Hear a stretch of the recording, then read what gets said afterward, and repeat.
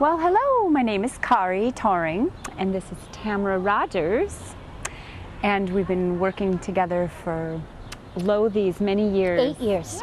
Oh my. You have a very interesting act that you're doing this evening. Yes, thank you. It involves a lot of staving, I understand. Yes, this is our this is a stav or a stave, and basically a stav is any vertical line. It's a Norwegian word for any vertical line.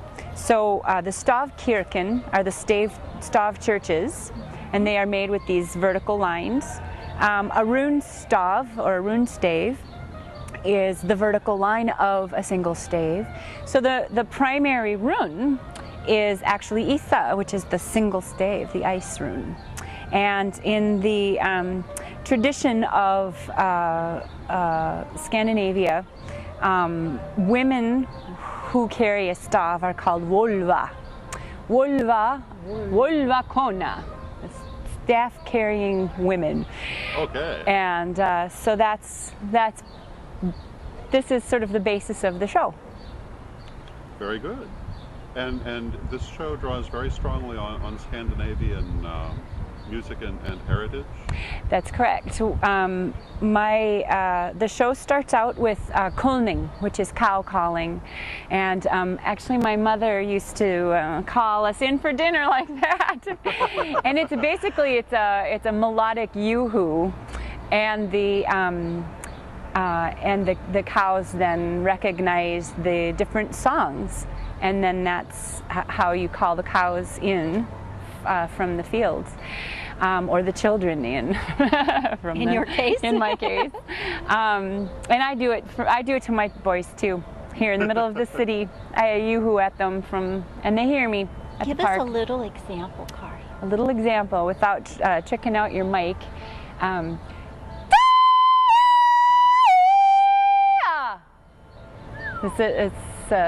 That little reaches bit of several houses over. Yeah, my mom used to stand on the deck out in the suburbs, and she was raised in Wisconsin on a farm, and she'd say, "Yeah, girls!" And then she'd look up and say, like that, because I was always up in a tree. She'd call down to the others that I was up a stav. That is another part of stav, is that it represents the world tree, sometimes known as Yggdrasil, sometimes known as the Great Ash, sometimes known as the world tree, you know. Has many names, and so one of the things that we do in using stav for rhythm, would you mind holding that? I wouldn't. And I'll take this. Is we take the basic Isa, which is ice, and cross hit on it, which becomes then Nied, Nautis. So you have ice and fire. The need fire and ice come together to create the worlds. Part of stav is to create a base, and there's a martial arts called stav as well, and it's to create a base where one foot is in each well, and then the tailbone or the cord through the perineum really is where it comes through, that goes into Gununga gap, and then you have your three-cornered stool.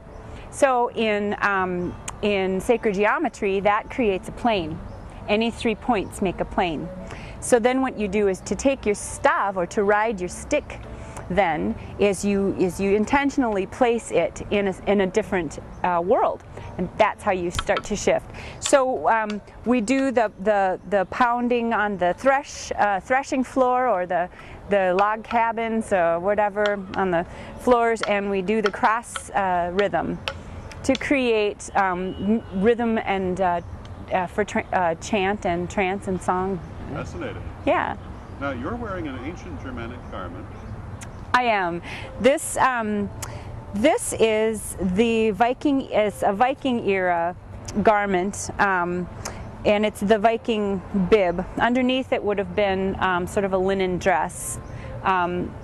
But in this particular show, I am doing sort of 3 different eras, starting in the Viking era, and I'll be singing in Icelandic from the Voluspa, and then a piece that I wrote called Dromte, which the motif comes from the Codex Regius, which is Dromte mig en dröm i natt om silke och ärlig pale, which means I dreamed a dream last night of silk and finest furs, and so we're going to be doing that one. And then underneath that, I will call attention to the bunad era, and my friend Tamara is wearing a bunad that is over 100 years old, and it Has the little spoon jewelry. cilia, the cilia, bonnet, the bonnet, and the purse. And this, of course, is the brisingamen. You have always some sort of an apron, some sort of jewelry around the neck, and then some sort of adornment in the hair, so that you call from each of the 3 sections of chakras or energetic systems. All that blending of cultures.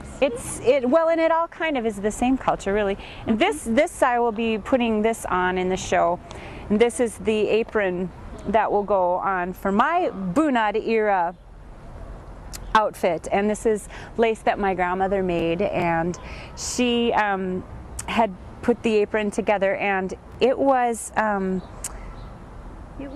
hemmed up until just recently, because she made it for me when I was 6.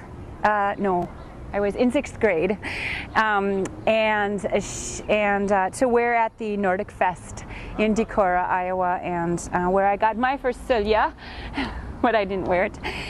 So then, so that's the apron there, and then underneath that piece, We have the string skirt. the string skirt this is a replica of a Danish Bronze Age string skirt. So it predates the Viking era by about 2,000 years. And the string skirt was used in women's athletics and spiritual traditions. Athletics, dance, spiritual traditions, were all part of the same piece. That's always been the case. So